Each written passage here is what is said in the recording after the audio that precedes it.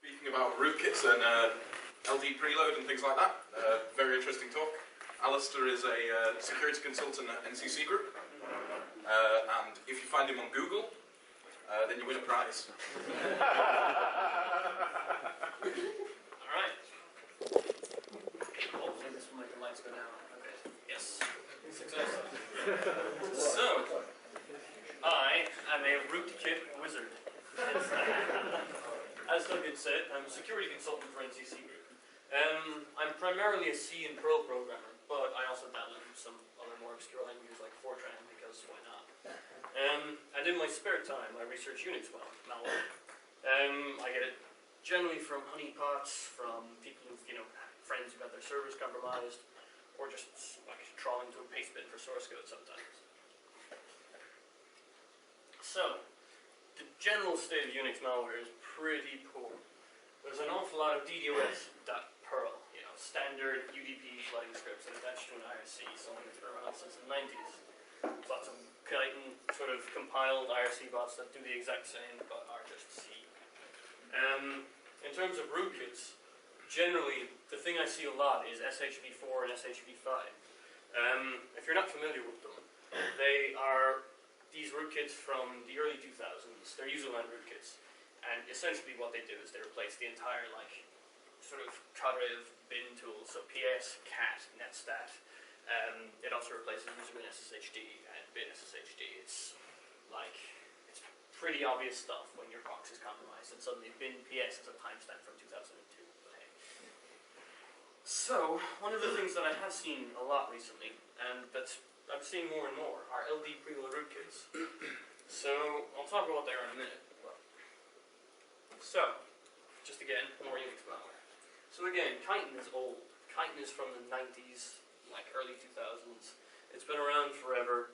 It's an IRC bot. There's nothing cool about it. People are still using the same old source code with no modifications. Lightidra is another IRC-based botnet. This is specifically designed to run on routers. It was written by an Italian chap in 2009, 2010, if I recall right. It's quite cool. It's very nice. It's very tight. But recently you see a lot of it in hack forums. And a few years ago, 2012, I was looking around. I found a Lightidra botnet in one of my honeypots. And it was a group of Italians who were running a router botnet. And on all of the routers, they were trying to run Litecoin miners because, all of that processing power, 400 routers. There's lots of Perl IRC bots. There's a big one, which is this Brazilian one. Everyone uses it. I'm sort of honoring it with my Brazilian t-shirt. You always know which it is, because even though they changed the authorship, they changed the config, it always has the variable for packets is picones.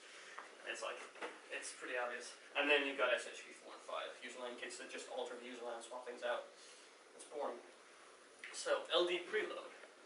It's an environment variable in Linux that forces a dynamically linked program to load a library. So in Linux, every binary, unless it's statically compiled, tend to use shared libraries. It's really useful for debugging because you're able to change functions, insert code, modify things, so you can watch what's happening.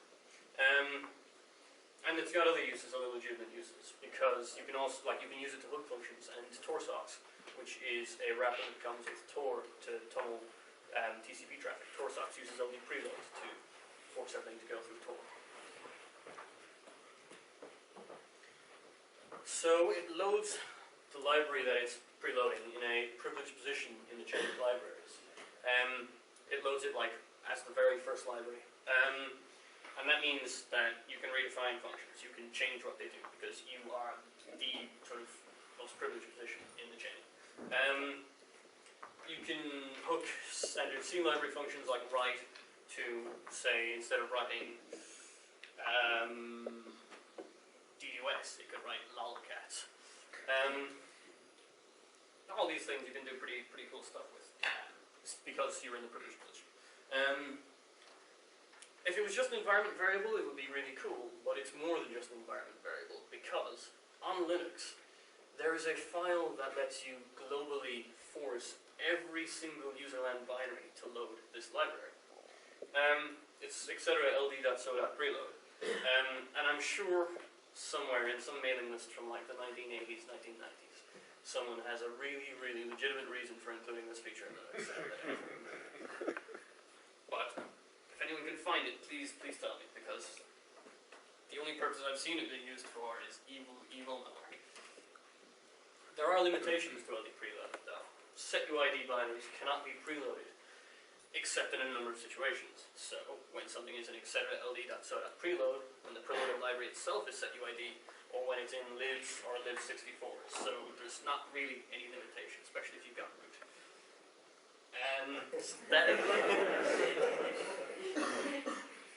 Statically compiled binaries are unaffected by this because they don't load any libraries, because they come with all of their libraries packaged within them. And for obvious reasons, kernel space code which runs in the kernel isn't affected because this is purely userland. So here it is. It's a hugely exploitable, really obvious method of screwing with like the entire userland, and obviously, amazingly, bad hackers have decided to write some rootkits.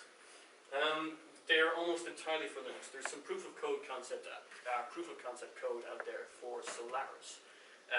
It's an SSHD backdoor on Storm from like 2008, 2009, and there's some AIX sample code floating around. I haven't seen any complete stuff. They've got advantages. They're small, they're simple, they're portable.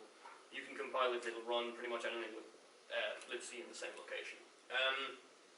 There's quite a number of them at the moment, and it's increasing. So, you see a lot of them advertising themselves anti-forensic-y, or they've got all kinds of cool anti-debugging methods. You know, you'll never detect them. Some of them are, you know, private, super elite, no one has them. And some of them are just like really, really egotistical, like this, which includes a weird Bible quote, because there's nothing more dramatic than the Bible to make your rootkit sound cool. But they're actually all kind of terrible. There's varying levels of terrible, but they are all terrible. Because the LD PRELOAD rootkit gene pool is quite small, they're all based on only a handful of different like rootkits basically, and only a small amount of research. It means that any problems in implementation or any strange design choices tend to propagate, because rootkit writers are lazy, it turns out. They like to copy each other's code, they like to not bother looking at it. So, the good news about that is that it makes it easier for us to detect them, to remove them. The bad news is that it also makes it easier for someone who's a lot scarier to come in and use them to elevate privileges or so on. I mean, even if you patch the initial privilege escalation someone used to install these rootkits, they essentially hand out root like hotcakes. It's worrying how badly they're designed. So, we've talked about what they are, so we're going to talk about the flaws and how they're designed.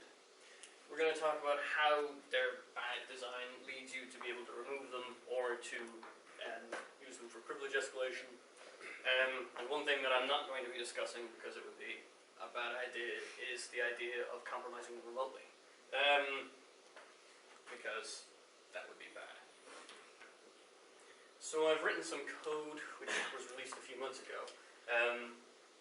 One is a very, very small binary. It's 109 bytes or so, I think, maybe 190. Just deletes etc. ld.so.preload. It's written in assembly. It's very small, it's very cool. And then I wrote a Perl script that detects one of the rootkits called a Zazzle. It adds the words, it's variables, and it detects that and it removes it. Or unsource. So my GitHub is I'm zmarch on GitHub. So you can find all that there.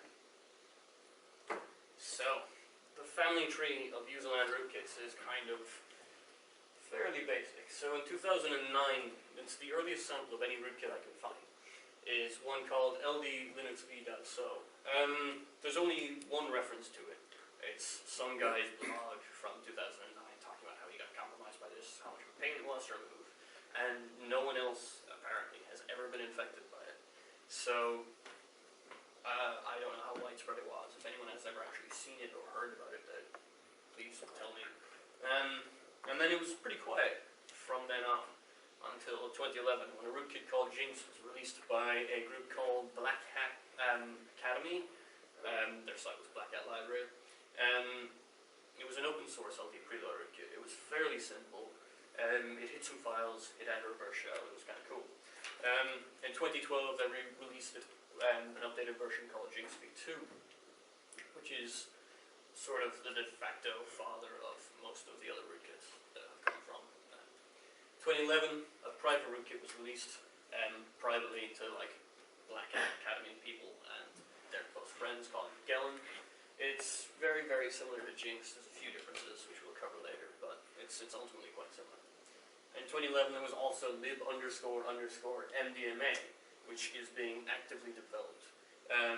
Latest sample I saw was 2013. I haven't looked for any new ones, but I'm sure there probably are some from last year. So that's out there in the wild. I've seen it compromise some boxes. It's around. 2011, 2012, and 2015 had pre-releases of a rootkit called Umbreon. So it's probably the best of the LD PRELOAD rootkits. The 2011 version had some flaws. The 2012 version was pretty good. I only got the 2015 version this weekend, so unfortunately it's not much in it. But I couldn't actually get it to work without say faulting my VM constantly, so take it being good with a pinch of salt. And in 2014, the Bible quote one, a Zazzle. It's derived from Jinx. It's straight up copy of Jinx essentially, but it's been totally rewritten. Function notes have been changed, and it has some extra functionality.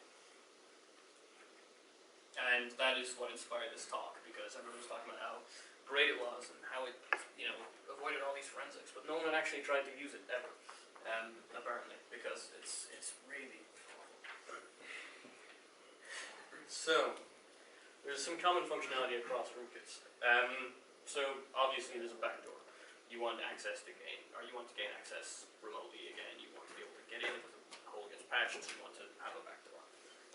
Privilege escalation. If you do get in through another account or a small, like however it works, you want to be able to escalate your privileges to root. Obviously, you want to be able to hide files and protect the rootkit. You also want to be able to hide network connections.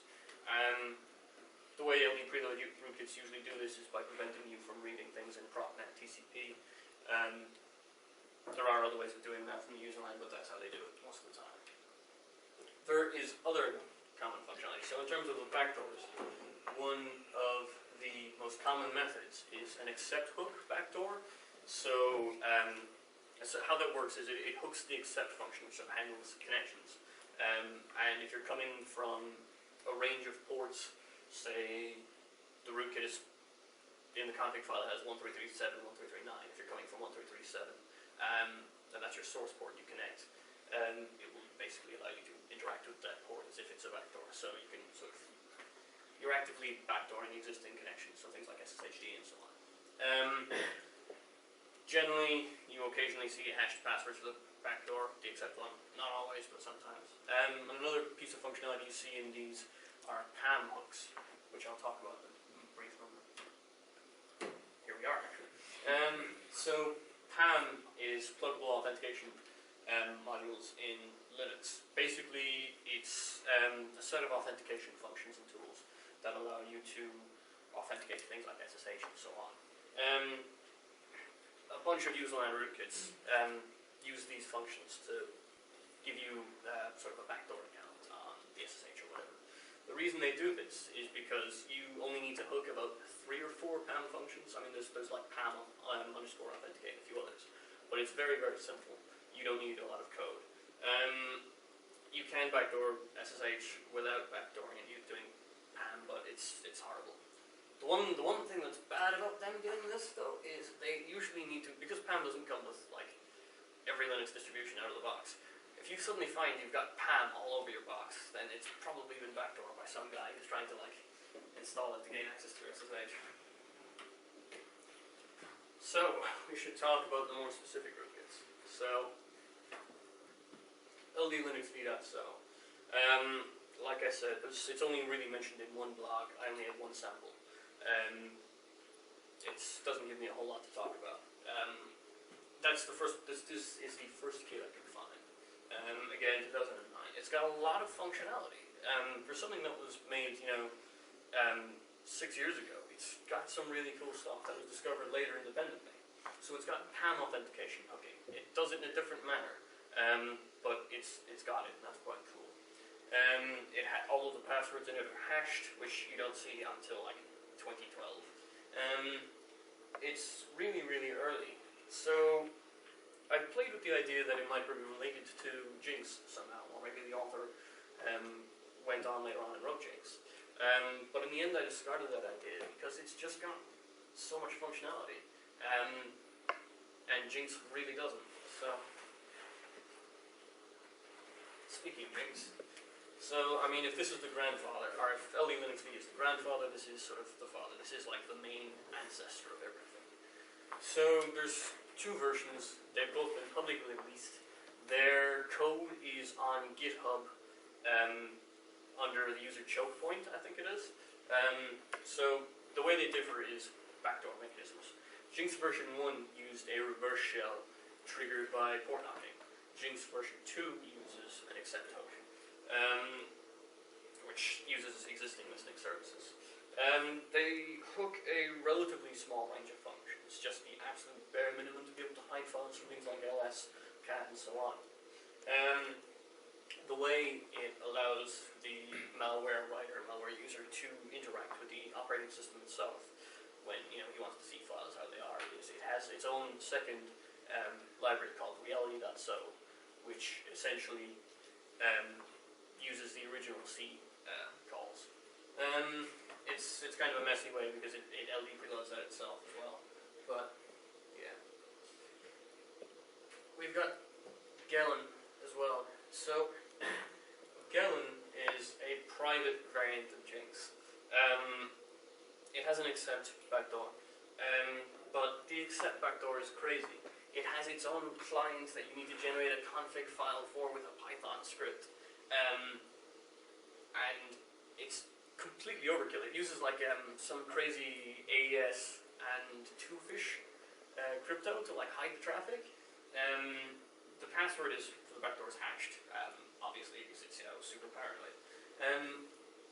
But the one thing is, for all of the effort they did to like make this crazy backdoor, it's still like really, really basic. It barely hooks any functions. It's fairly simple, and you'll see how bad it is in a little bit. So we've got lib__MDMA.so, which is obviously a legitimate binary. I mean, anytime you see lib MDMA on your box, you think, great, cool, it's just GNU clowning around. It's a combination of Jinx and LD Linux V.so, I think, or at least it seems to have independently discovered a bunch of the same things that went into LD Linux V.so. It's being actively developed and it's out there in the wild. Again, the last sample I got was 2013, the earliest sample I got was 2011. It hooks PAM. It's pretty cool, but unlike some of the other rootkits I have samples of, I didn't get any source code, I only got a compiled binary. So I had less to talk about on it, other than the ridiculous name. Umbreon is a private rootkit. It's based on Jinx. It's pretty good. Umbreon version 2 is a real pain to remove.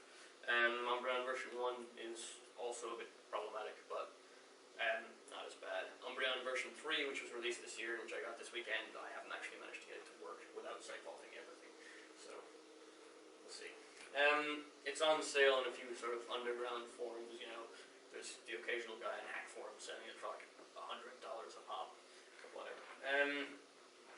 So yeah, it is being actively developed. There's 3 versions.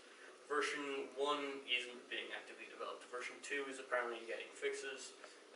Those two differ by their backdoors. It's like Jinx. One is a reverse shell, one is an accept hook. And then there's a 3rd version which is being actively developed, and that differs by the fact that it doesn't work. The passwords on it are hashed, and it hooks an awful lot of functions, and it's much better at hiding itself and making itself difficult to remove. It is a real pain unless you know, unless you're lucky, it's quite difficult to remove and find. And Zazzle. Another publicly released rootkit, open source. It's on choke point again because it's the same guys. There's a private version, apparently, allegedly, I haven't seen it, but you never know. It's designed to be resistant to forensics, so all of the hooks have been rewritten. It uses Zor to obfuscate all of the strings in the binary, so the password, the libraries that it's hooking, and so on and so forth. It has PAM authentication hooks, and in its defense, it tries to be stealthy. It doesn't quite get there, but it tries. So, most of the talk will avoid discussing statically compiled tools, because anyone can compile BinRM and remove it. I mean, I wrote a tiny thing to do it myself. It's an assembly, it was fun, but it's too easy to do that. So it's more interesting to talk about the flaws and how these things are implemented, how you can use them to remove them. So, obviously, the first flaw is that they can't mess with statically compiled binaries. So LDD is a Linux utility that prints the list of like loaded libraries by the binary. And that LDD itself is a bash script that wraps around the LD.so, which is the helper program that like loads shared libraries for examples on Linux. LD.so is actually statically compiled. So admittedly, I am kind of talking about avoiding statically compiled tools to remove them, but this one is pretty good for detecting, and it's the easiest way. I mean, it's a standard Linux utility. So this is what the output of LDD bin echo should look like. You've got linuxgate.so, you've got libc, you've got LD Linux. This is what it looks like after Jinx has been installed. So, echo now needs libk5crypto, libssl. It also needs that mysteriously named xx jinx jinx2.so. I wonder what that would be. So yeah, this is pretty much the easiest way to detect these, because you can never really miss that.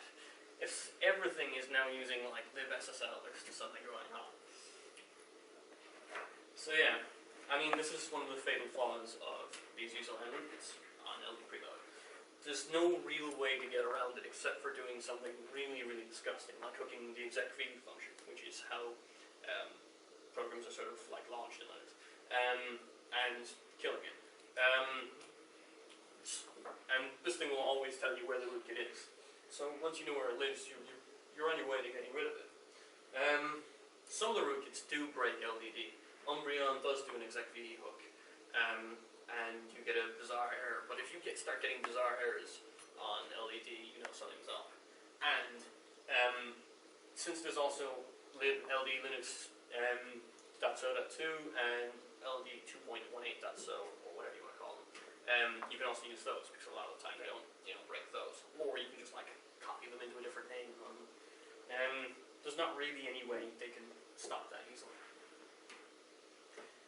But even though you know where it is, it doesn't necessarily mean you can do anything about it. So here we have Jinx in the LD. We try and remove it with RM. We can't remove it. Although we do get told it's a write-protected regular file, so we know it exists, even though there's no such file or directory error.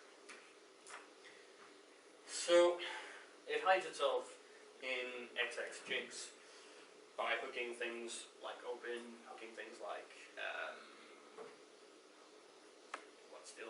open and so on and so forth. So what options do we have if we can't go into xx Jinx? We could try cd. So yeah, Jinx doesn't even hook chdir, so you can always change the directory into the working directory.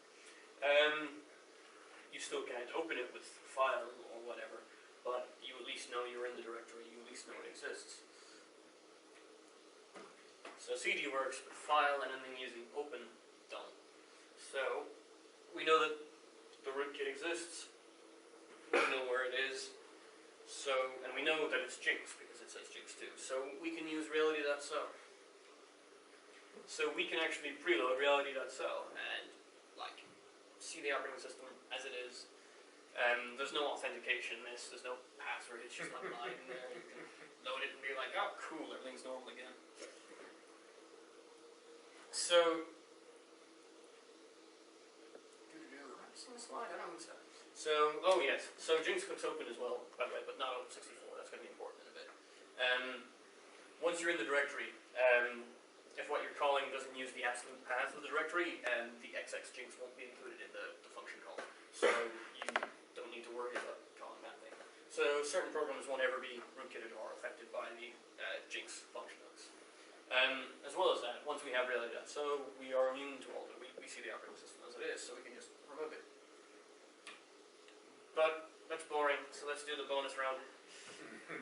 So if you string this Jinx to, you look for XX Jinx. The way Jinx does privilege escalation is it checks for an environment variable for a SUID binary being launched. So you can just strings the thing, grab the environment variable, and then your root. You privilege escalate really easily. There's no obfuscation. Again, there's nothing hiding this. It's just lying there. You can use strings on the library without needing to preload anything. It's really well designed. So it's not obfuscated. It's not hidden. It's always in the same location in Jinx. And you always have access to strings, so you'll always be able to find it. You'll always be able to elevate privileges and escape the function hooking. So when you do that, you also get automatically reality that's so preloaded too.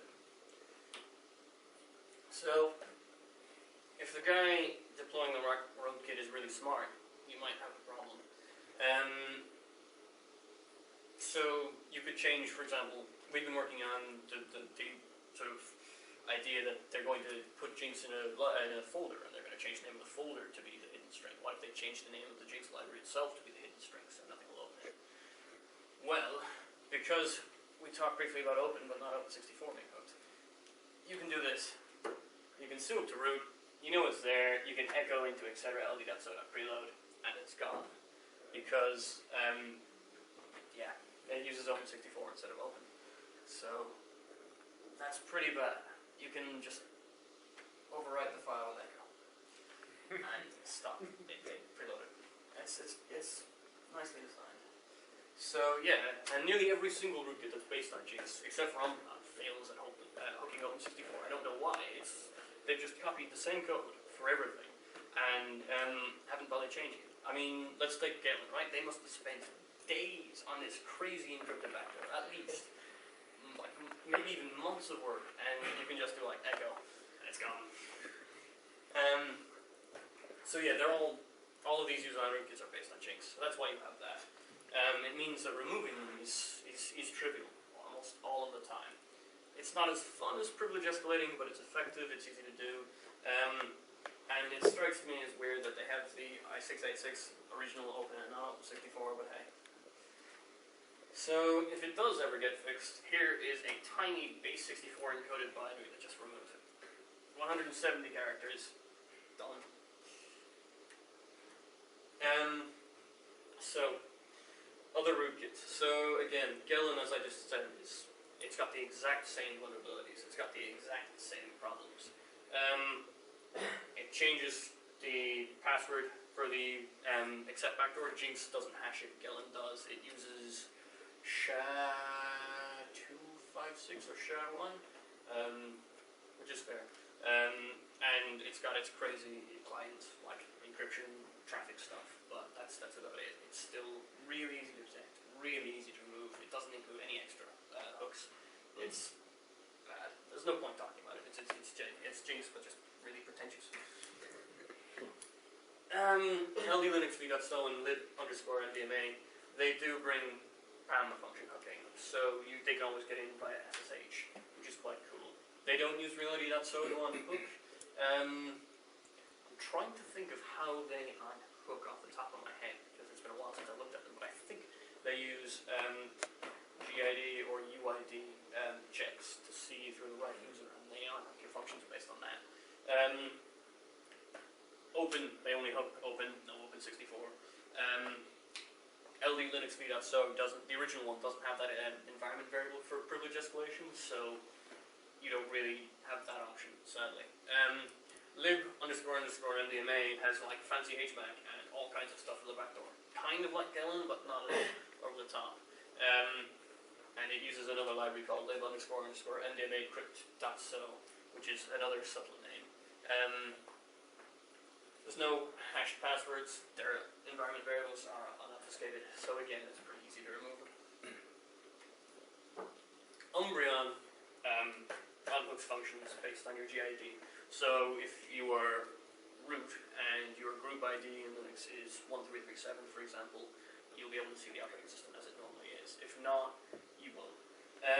So it's a good idea in practice. It avoids reality.so, which is a huge vulnerability, because again, you can just LD preload that. But every function now needs a GID check to check, are you the rootkit owner? So if you object dump the library, there's because it hooks about 100 and something functions, you have 100 different compare instructions that are all checking for this one GID. So you can simply pull it out, change your GID to it. There you go. There's also an environment variable which you can use to privilege escalate because it's Jinx and it's really easy. Here is an example of the compare. So there's 84 compares. You can't really miss that. That said, though, Umbreon does hook up in 64. It makes it really annoying to remove. It doesn't install itself to a folder and protect that. Like Jinx, it protects itself and the folder. It usually shares the name because why not, redundancy. It also uses Chatter, which if you aren't familiar with, there's extended file system attributes in Linux which allow you to set sort of permissions on a file that mean you can't normally delete it. SHB4 and SHB5, which I mentioned earlier, use that to make their really obvious bin, PS, backdoor difficult to remove. Which is fine when they're not hooking functions and trying to rootkit you properly, but when they are, then that's a real pain. Umbreon is kind of flawed, and sometimes there's a race condition in the install script. So sometimes it doesn't. It writes the location to etc. LD.so.preload first, but only includes the file and not the library. So you just end up getting loads and loads of LD preload errors on everything you do. There's a remove.bin tool for it, for removing it when it's messed up, and that works pretty well. But yeah, it's kind of weird that the install script has a race condition where it can break everything, but whatever. Zazzle. So, Zazzle has a number of kind of cool features. So the first feature that it has, which is interesting, is that instead of breaking LDD, when you root, you try to LDD things, Zazzle will move itself before you do that. So it hooks it sees you're going to run LDD, and it actually copies itself to a different directory and then copies itself back afterwards. So that's really quite cool. But the problem with that is, if you're not root, it actually doesn't have the permissions to move itself, so you can just be a normal user and you'll see it in LED. Again, Zazzle still doesn't hook up at 64 because, what's the point? It doesn't attempt to hide itself. You can always see it in the, if you ls thing, you'll be able to see it. Its default name when you install it is libselinux.so. It lives inside of the lib folder. So it's not that suspicious, but if you're using Debian or something that doesn't have SELinux installed, then it looks pretty dodgy. It doesn't hash the password for the accept backdoor or anything like that. It does XOR its variables to avoid you seeing them in strings, but you can write a 30-line Perl script or less in Python, I'd imagine, to unxor them and get the default with the default key that it has. The PAM hooks in Zazzle are immensely broken, and this is why I don't think anyone actually used it before they gave it all these glowing reviews on these hacking forums. Because look at this. Wait, no, give it a minute. That's not the slides. Yes, the XORed variables for all the strings come after in the binary, the shape of the binary itself. The Bible quote is not XORed; it's sitting there on its own. The XORed variables, though, come in the section straight after that, because obviously it's where all the strings live. So you can basically pull out anything from that section onwards and unxor it to get the password for the backdoor. Zazzle is also supposed to break LD.so for reasons. It does try and move itself. I assume this is if you're a normal user, but that doesn't work. It's broken because they typoed it and they never actually fixed it. Typo's been there for years, but so here we have the PAM hooks in a Zazzle. Segfault when you try and sue. It's incredible. incredibly, incredibly broken. And if anything uses any of the PARM functions at all, and it's a mission critical on your Linux box, don't try and play with Zazzle, because it'll just break everything. The only thing that works is the SSHD, and that only works sometimes. Other times it's crashed on me. Also there you can see libsclinux.so in the LDD output, which is supposed to be broken. This is how I feel about the Zazzle. This is like, I mean, the Black Hat Academy guys were talking about this for months, how they were going to release this rootkit to end all rootkits, and it's broken because of a typo, and the PAM hooks are broken, even though people have been writing PAM hooks for like 3 years. It's ridiculous. So, I've repeated the same slide quite a bit. I've covered mostly the same stuff. Userland rootkits are definitely going to become more popular as the kernel changes. Because as the kernel changes, things like the exec function, their syntax and things change, and it breaks LKMs. It's a lot easier to write something that lives in userland and breaks the entire userland than it is to have 10 million if-defs in your kernel rootkit, just in case you've installed them on the wrong version of the kernel in case. They are pretty powerful. You can do some really, really interesting things with them. You can break exec.v, for example. I've written a proof of concept one myself that is interesting. It loads itself into memory before every program is run, and then if it finds it's gone, it'll recreate itself. So, in terms of forensics, you can essentially read etc. LD.so.preload on your hard disk offline, and there you have, you found the rootkit. That's that. Again, nothing Zord, there's no obfuscation, there's no encryption, it's all very, very, very, very simple. In terms of live forensics, when you're actually on the box, so if you can't do LDD, you can do proc maps. So every program run in Linux has a proc maps folder, basically. And this is what LDD reads from. And the kernel essentially is creating this file that lists all of the loaded libraries. You can use LDD, but just in case it's broken. You can also check the memory addresses of functions, because if they're not in the place they're supposed to be, then someone's obviously messing around with your functions. Which is sort of obviously bad. If anyone has any samples of this stuff, you can find me on Twitter. I'm _TA0. Please feed me loads and loads of samples. I really enjoy these. I was exceedingly, exceedingly happy to get Umbreon this weekend, or Umbreon V3 this weekend, and I thought I could get it into the slides, and I thought I could have a really cool discussion about it, be the first person to talk about it, but nothing works. Yeah, breaking my VNet. I was really disappointed. So, my tools, that I talked about earlier, there's my GitHub, github.com/zmarch/preload, all caps, or Google for zmarch.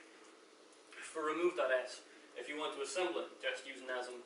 I'm funky, don't use like gas or anything. So it's NASM-f-bin or remove.bin. The reason I'm doing it that way is because to make it really small, I wrote custom elf headers. And as Zazzle killer, it's pretty obvious. It has like a usage function, I think, that will tell you what you want to do. Other useful tools you might want to keep around if you're thinking of playing with these. So if you actually get a copy of Jinx, reality.so will break every other rootkit. So you can just have one of those lying around and LD PRELOADED anytime you're playing with these. It's really good. I keep a copy on like a USB just in case. There's also the Sash shell.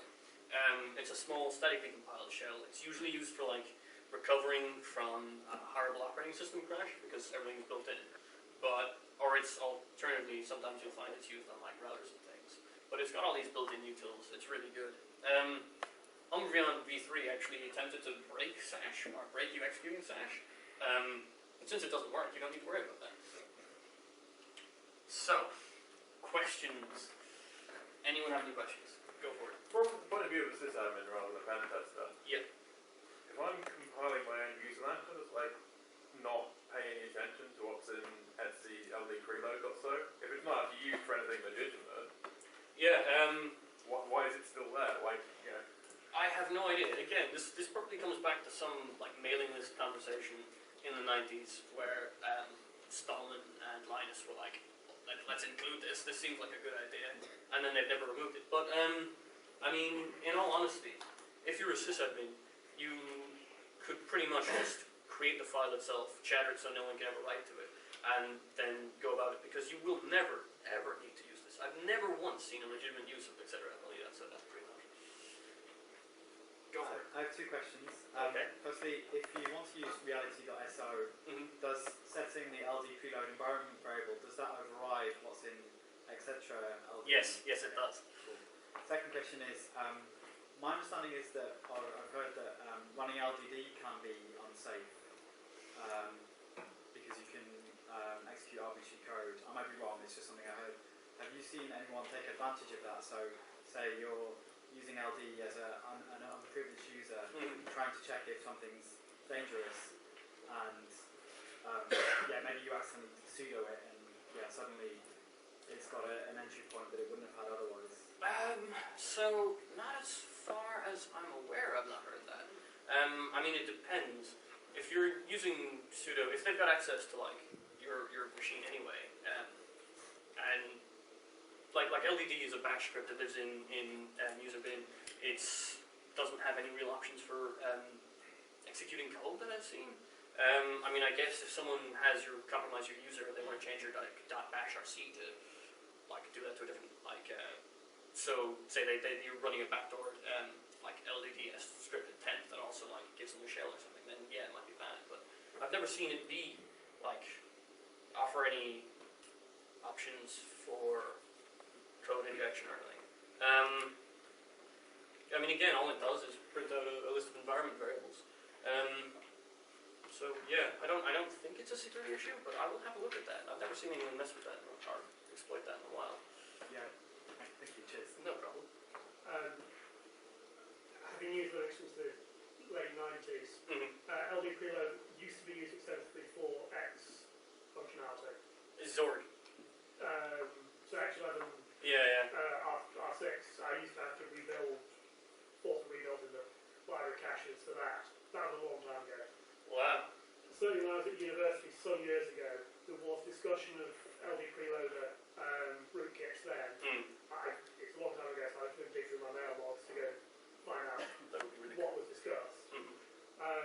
But the other question is, are you seeing any evidence on things like ARM systems for LD Preload? Because they've got the same vulnerability. So it's interesting that you actually asked that, because there was a bunch of NAS CGI bin exploits released in 2014, maybe 2013, and me and one of my friends, we set up a honeypot, and we would actually see that there would be a bunch of guys scanning, these sort of, like for these things, these ARM NAS things, and trying to install Jinx on them. Yeah. The one thing is their userland generally is statically compiled, so they use bash or whatever. But they were trying to install these rootkits on ARM NASs and routers.